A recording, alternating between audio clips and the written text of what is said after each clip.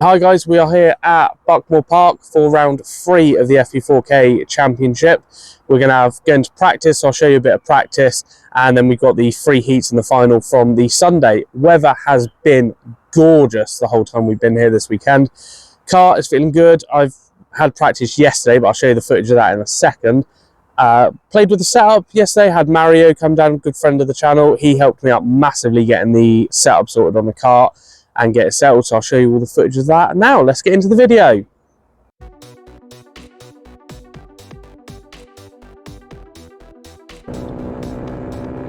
Right, so here we are on the Saturday for practice. Just going to show you this little clip from practice. This is one of the first practice sessions I've done of the day.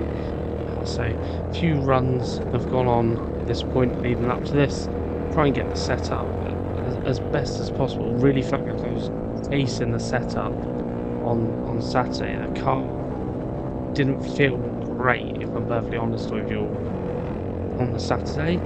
But with the help of Mario that I mentioned earlier, who was kindly walking all around the track throughout the day, looking at everything from different corners and kind of looking at where the car was jacking, where it shouldn't be, where it was unsettled, and we were kind of working on getting that settled. And then I felt like I had too much rear grip, so we had to kind of dial that out with the car.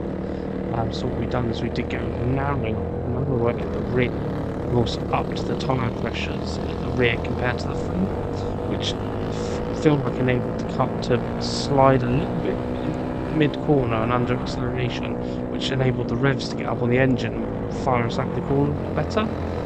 So as you can see, this battle happened here in front, and I did promise Tom that I'd put this in number 86 as we get a couple on both of them as we run up towards the hill. Now this was the final lap of the session. We managed to get Tom, but we don't manage to get Scott. So that was practice. At this point I was happy with the setup with the car for Sunday. I didn't think it was going to be the quickest it could have been, but it was raceable. I could race with it, I guess. So I was happy at this point and thought, right, let's get on to Sunday. So let's get into Heat 1, see what we did in Heat 1. Right, so here on the grid we were starting P4.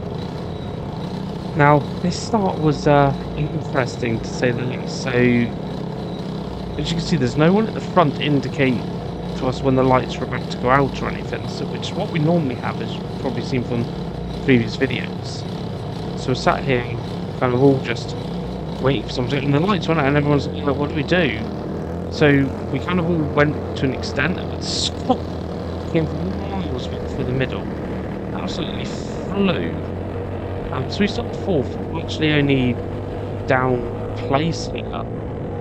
So it wasn't a bad start, but it wasn't nowhere near the best start it could have been. So yeah, an interesting one. I think a lot of people further back down the grid will walk with that than what us towards the front did. As you can see, blue skies here at the start of the day on Sunday. So lovely day down the back. Especially for an April, especially after last year, since we had torrential rain last year. As we come round to complete the first lap, as we are about to get overtaken by Sam there, and then point to the inside for Sam to let him through, but Ab then goes through as well, so we get absolutely swamped by loads of the front and lightweight drivers that come through there. All of these drivers that have just gone through are all in the 165 class, so we don't need to worry about them. We can just let them go, let them crack on with their own thing. It's the fluoro helmet in the distance that I want to catch. So that's the championship leader. That is Josh. The person I pit with had a problem there with his car pulled over, so that is one of those places back on Kart, so it took us. But as I was saying, it's Josh I want to catch. The fluoro helmet at the moment I'd probably say is about 4 seconds in front by my guess, so we've got a bit of work to catch up to him, but obviously he's going to have those lightweight drivers coming past him as well, so we just got to get our head down and get it underway.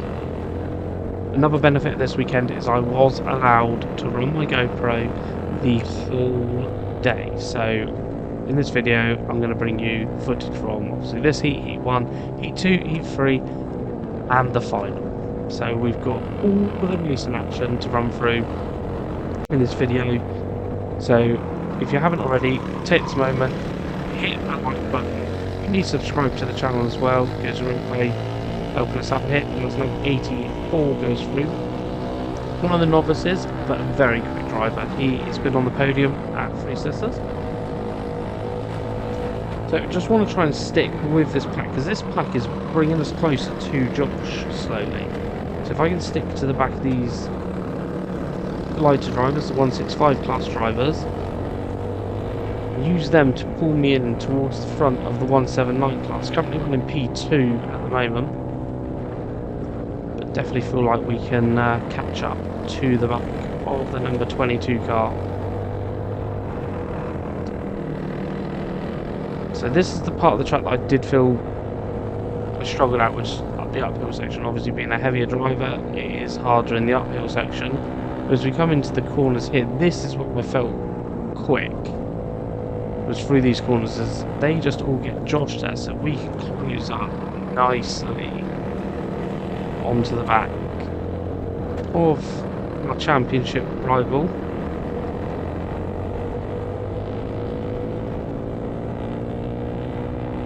Kart felt epic down this downhill section here, able to take a lot of curve on the inside and then flick it to get nice and tight there as well.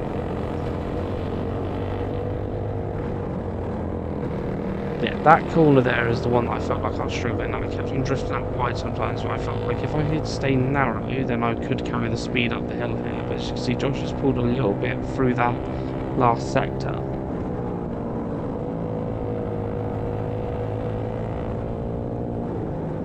As Josh re-overtakes one of the lights, but then the lights getting back, which then means that we can get nice and close, because they're going to start battling. Josh has a look over his shoulder, so he knows that I'm here at this point.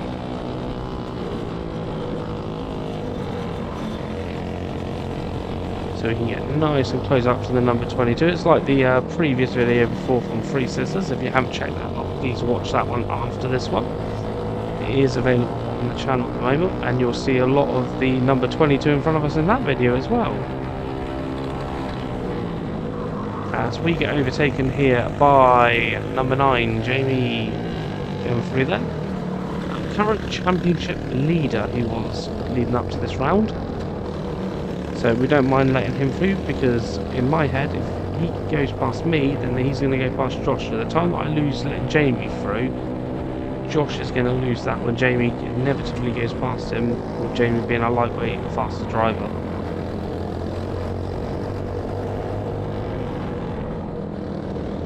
So it's all about just staying on the back.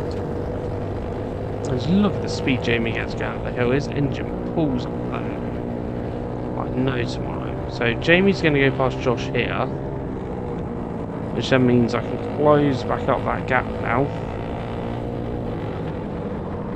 So Josh lost time in the same corner that I lost time letting Jamie through, so that pretty much reset it back to where it was before. So at this point, after practice, where I wasn't 100% happy with the car, in my head at this point I was thinking, hang on, well, if I can catch Josh, who I thought was about between 3/4 of a second to a second about faster than me on the Saturday, then something seems to have worked out with the car overnight. Some magic has happened when I appear to I'll be on it as Ryan goes through, another lightweight driver. Ryan, his second year at FP4, doing really well this season up there with the front runners. As you can see, the speed that he pulls up the corner in comparison to us. But again, that same situation. It's gone past me, but he is going to go past Josh at some point, which will close back up the gap. So all I've got to do is just stay as close to Ryan as I possibly can.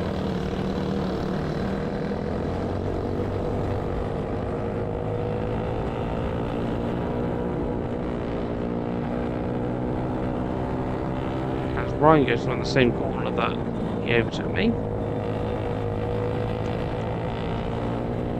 again, that resets the battle between me and Josh to the same gap that it was before I passed.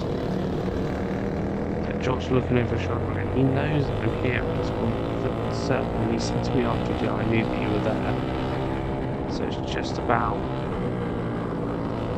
sticking as close as I possibly can to Josh, because there are bits of the track where he is definitely faster. There appears to be bits of the track where maybe I'm a little bit faster.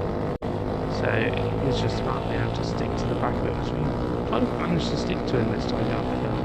So this is the final lap, so I saw that, and knew if I'm going to do it, it's got to be now. I can't wait around anymore. So we try and close up as much as we can through these hairpins, which is the part of the track I did feel the car was at its best. And then we're going to try and stick with him down the downhill section. I did have a little look at the inside here, but I thought I am too far back to go for that. And then as we go past the back marker, Josh gets a better run past the back marker. So at this point I knew in my head, nah, that's done. There's no way I'm getting him up the hill. So we'll take P2 in heat 1. Not a bad place to finish. And at this point I was very surprised in my car and the fact that I was able to stick with Josh. As Josh gives us the thumbs up. So yeah, at this point, relatively happy after heat 1. Let's get into heat 2. Let's see what we can do in this one. So, as we line up the grid for heat 2, we will start in P15 for everyone in this one.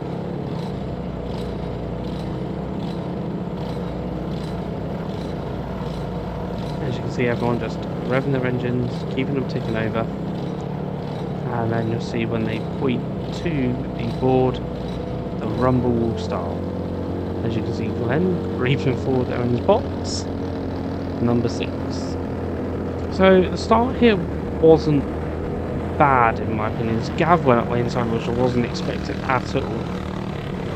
So I thought the inside was getting a bit busy, so I moved all the way to the outside, and then absolute carnage happens here, and we get boxed in. As you can see, I've got Kart on my front nose, I've got nowhere to go. This has now dropped me all the way down to last place out of everyone. So I'm 26th now from 15th.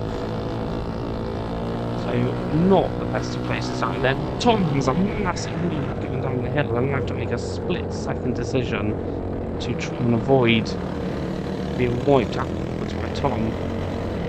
As we go past another one of the novices there, which I believe was Steve in his first weekend with the club. So at this point it kind of was one of those recovery drives where it is head down. So we look to the inside to try and maybe get 2, but we have to go up and over the curve a bit too much, which doesn't set the car. Then we look to do the same again, just to try and get past. I think at this point I was driving a little bit angry, if I'm perfectly honest with you all. This is a case of just settle my head down as I just go for a move up the inside down the hill.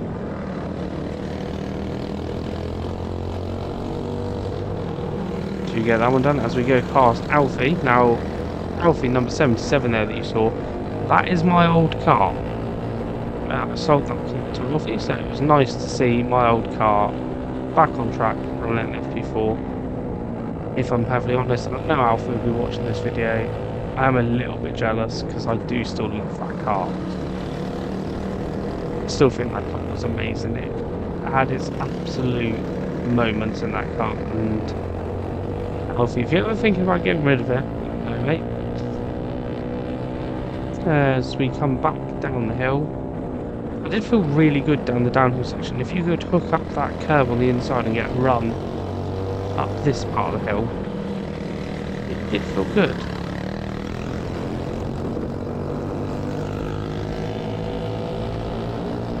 And then I did feel not as quick going up the hill.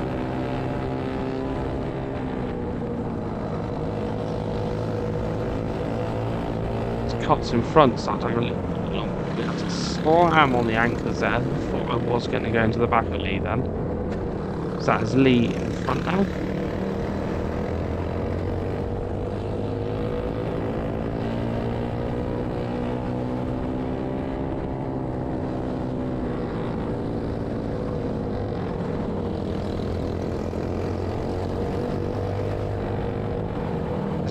Try and keep it line there, and then it gave us a run up the hill. Lee's car gets an absolute X out of that corner. I used too much curve there and lose some time on that straight, but then my car was epic through this section. So I managed to get up the inside into the second hairpin, first hairpin, second corner.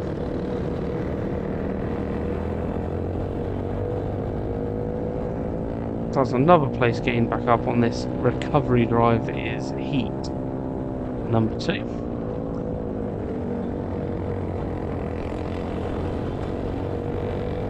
Right, so we catch up massively to the back of Matt Costin here in front, number 56. So we're going to push on up and try and catch up to the back of him.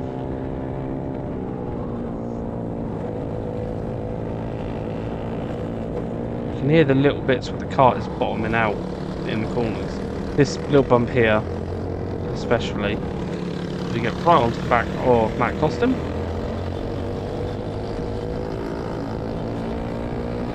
As you come down the hill, we have a think about going up the inside, and we move to the inside and slot through and get that move done down the hill. One of my favourite overtaking spots of the weekend.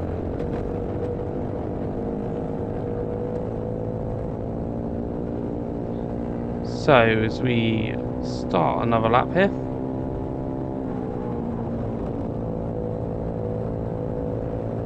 just trying to catch up now to the field in front.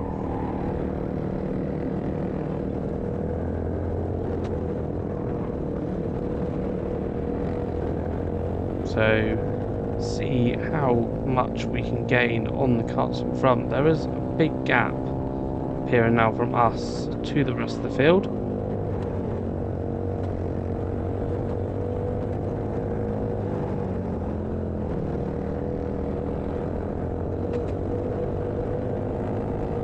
This was kind of it for Heat 2 at this point. This is pretty much where I finished after that awful start. So we will leave Heat 2 here. That's all the action from Heat 2. Let's jump into Heat 3. Now Heat 3 was on the dummy grid and I got told to jump out my cart and turn it off. So you're going to see me grabbing my cart and moving it to the side. The bung that's come out the back of the engine. Now you're going to hear, once all the carts are finished going out, the conversations I was having with the marshals about if I was able to get that bung back in the back of the engine, was I allowed out? So I'll let you listen to what you can hear on the GoPro.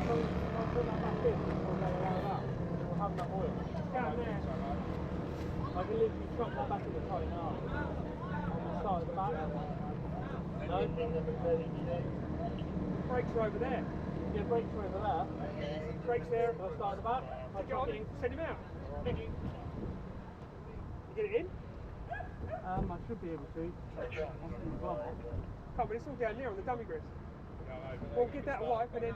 By the time they come round on the starters, they can't do another formation now. Oh, what, they go in and go up and go straight to the lights? Straight out now. Yeah, but even if I go out and be a lap down. Can you confirm you're got no more cars coming up? I've got one in the pit lane. They're just going over the blooming fluid in the pit lane. He wants to go at the back of the grid even if the race starts. Hey, Sarah, are you happy with that?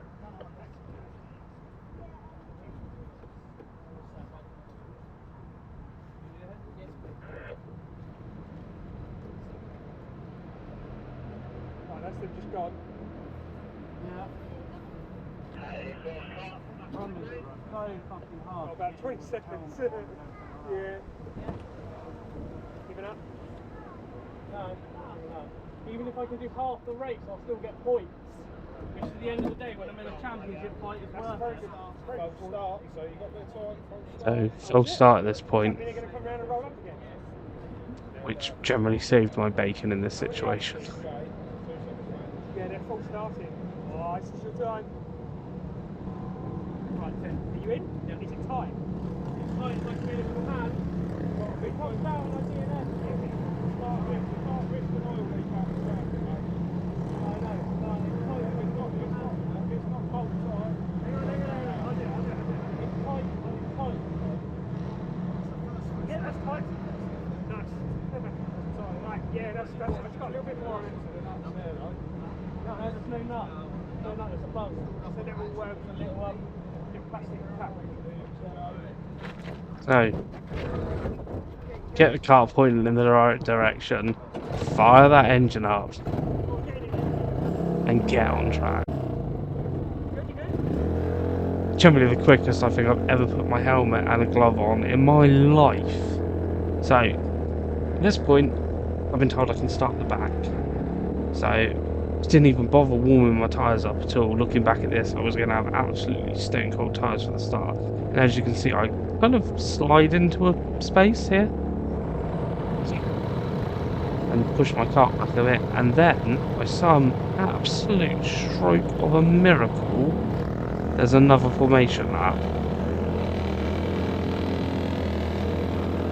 So, I generally absolutely lucked in this situation. I don't know how I managed to get this lucky.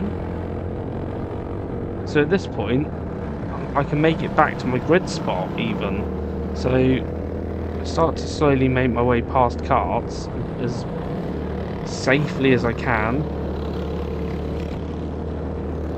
whilst they're warming up their tyres.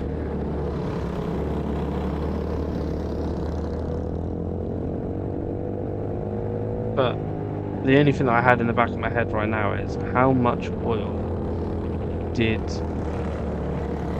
my engine spit out, and is it going to blow up on me? Am I about to take out my race engine for the sake of not having a did not start? But managed to find my way back on up to my grid space, which is P17 behind Josh. So at this point, I'm just happy to be there, if I'm perfectly honest with you.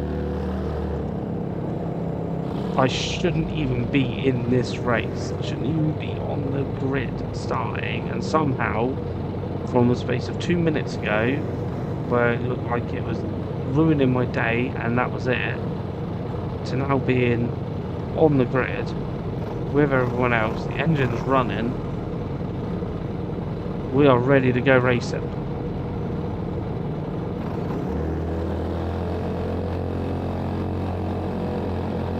And it's lights out and away they go. So just kind of take it cautiously at the start as best as I can. Just following Josh through on his line, and then an incident opens up in front. We go to try and avoid it, and we get bashed into the front of Lee. You can see Glenn's axle there. Poor Glenn needs to take out some shares in the Steel Company, because I think he's now on 4 axles in 3 races. So we're still running, which is amazing from where we were, 5 minutes ago on that dummy grid. But I do have damage from that start.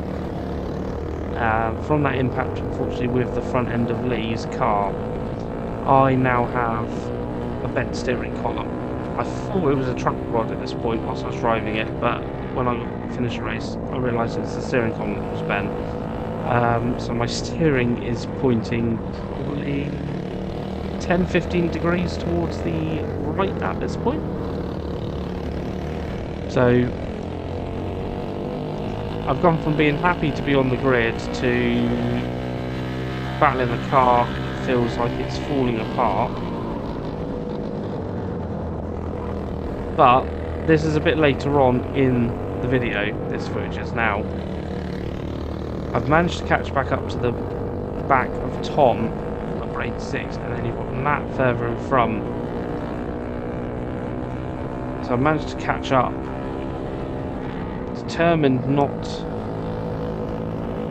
to let that incident ruin my heat 3, the heat that I shouldn't even be in, shouldn't have even been able to start. I'm going to try and get a cut on Tom, but Tom gets us right out of the corner.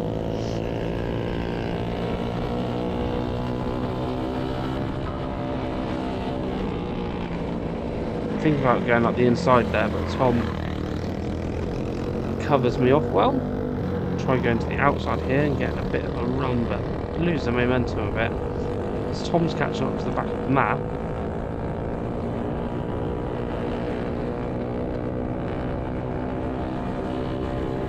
And we have a good run through this corner, and I've got the overspeed here. Look up the inside of Tom, get the move done on Tom, and then get the inside line to do 2 overtakes in 2 corners and get past Matt as well. That was kind of what happened at the end of Heat 3. We finished 4th in class in Heat 3. Let's move on to the final. Right, the final. By some miracle, in all of those heats, I'm starting E2 in the 179 class, in the heavies class. I'm starting P2, but I do have Dan and Scott directly behind me. As we rev up the engines to go, there's Glenn jumping the start again, and it's lights out and away we go. So I move to the out. I got kind of forced out wide because so many people going on the inside. As you can see, then there's a bit of loading up going on the inside there, just like between Dan, Scott, Dan, Ryan, and Josh. We look to the inside, get a couple of places back, but a few people get us on the overrun here. So we slot in behind Dan and Josh. So that's 1st, 2nd, and 3rd in the heavies. Come down the hill, get overtaken down the hill, and then you see Josh get spat out to the side there. So down goes into the back of Josh going down the hill. So that is the championship leader in the 179 class out of the race. So we've gone from P2 at the start down to P3, back up to P2, and we're now in the hunt to try and catch up with Dan. Now obviously we do have the damage from the previous heat. I didn't have time to change this. Add pin, let's go through that. Good overtake Ad. I'll give you a little bump out the corner, get you on your way. Obviously Ad in the 165 class, so no point in fighting against them. So still had the damaged steering column in. I'm not going to lie, I bent it back as best as I could with a mallet to get it as straight as possible for the final, and didn't do too bad a job here. It was workable. Felt okay. The kart felt on pace. So we just got to catch up to the back of Dan here. We've got to get past that number 81 car,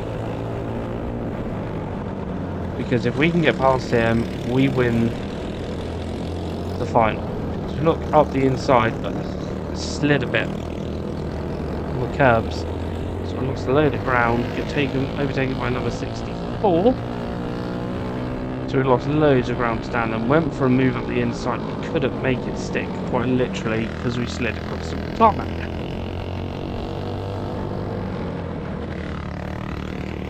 So we lost a bit of ground there. Time to reset, time to reel him in.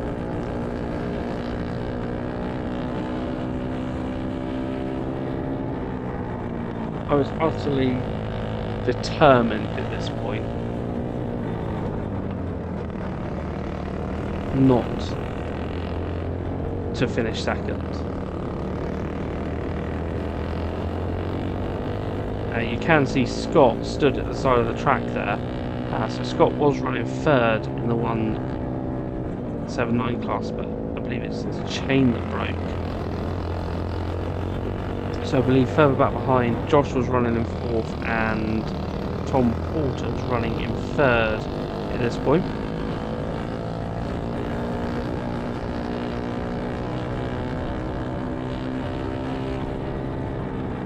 Now at this point I just want, at this point I was a little, in my head I was thinking, I've got a Kart between me and Dan now, which is not ideal. I want to be behind Dan, and I want to be the one putting the pressure on. Because as you can see, that gap between us is not coming down at the moment. I look for the inside there, but there's nowhere getting past, so then I go up the inside into the next corner. Now it's all about not losing time to Dan. As you can see, that overtake has cost us some time. We've dropped back a little bit here. I need to close that and overtake him, which is going to be difficult as well. So this was very much a right, head down, let's go. I'm not going to lie, I was talking to myself in my helmet quite a lot at this point, saying to my car, especially to the engine, I was like, give me everything that you have got. I was literally saying to her, I was like, I want every ounce of power that you have. I need it now. I was like, let's head down, let's go. We get a speck of fuel or something on the GoPro lens end. It looks like there's a bit of water on it.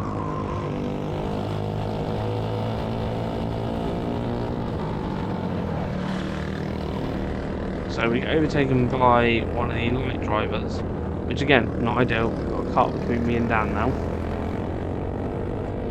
But that is one of the very front-running lightweight drivers. So I did think, right, stick with him. He's going to go past Dan in a minute. That will cost Dan some time. If he gets Dan at the wrong moment of the track, it will slow them both down and we can catch up.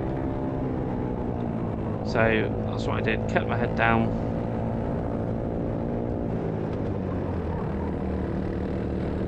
And got on it. As you can see, we are closing that gap now.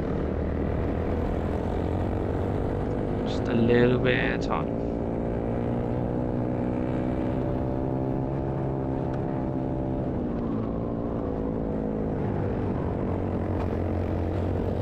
I did run wide there. I was pushing a little bit too hard at this point, but that is the only point that I went right wide at the final.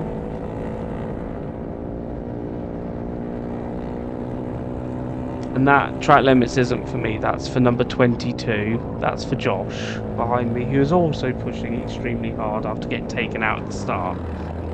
But as you can see, in the last few corners, we are starting to find a bit of pace. We are closing that gap up. To this point in my head, I was thinking, oh, do you know what? We're closing up now, we've got this. As Dan kept on running wide on that corner. It does pull up the hill a little bit on us. He's looking back, he knows that we're there. But the amazing Croc, which is absolutely planted in the corners, as we go right on the back of him now. And we go, do you know what? There's my opportunity, let's take it. Now me and Dan are side by side, you can almost see the front of his car there, but we have the inside. And that's the move done. As I get really close to that barrier on the inside there, coming down the hill to carry as much speed as possible. Now, Dan was quick in a straight line. He was quick in a straight line all day, and I knew that I was vulnerable at this point in the track. So you're going to see where I positioned my car at this point on the inside, and then covered it off by moving out to the racing line and staying as tight as possible. Braking as late as I dared there, and I did run really wide, but that was not optimal at all. But we cover off the inside of the next apex.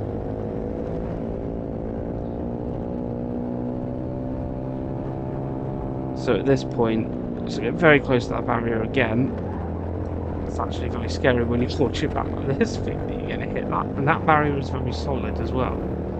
That was a better line through that top corner. So at this point, I didn't feel as vulnerable down the straight. But I could still hear him behind me. So as you can see, the line's a bit different. I kind of went back more to the racing line then. Let me get that line now through that corner because I'm braking really late, trying to cover the apex. As much because I don't believe he's as close behind me at this point, I can still hear his engine.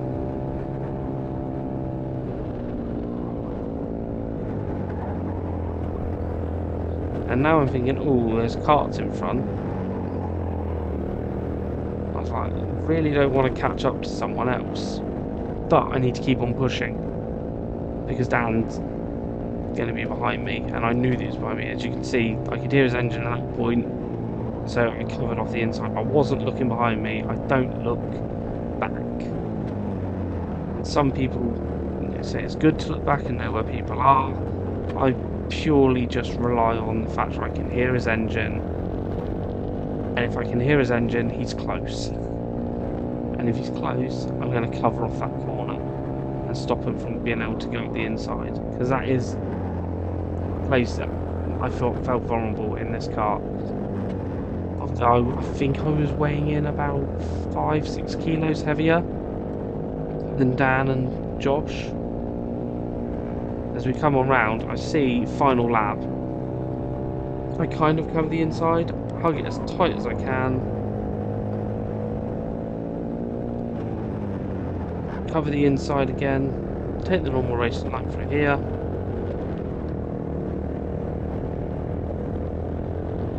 And then I just think to myself, right, the downhill section, don't muck this up. Get the cut stopped at the bottom of the hill. Yeah, nice line through there, over the curb. An okay line through the last corner, and then it's just a run to the line up the hill. I didn't know how close Dan was, so I literally hugged the inside to take the win. And you can probably hear me now.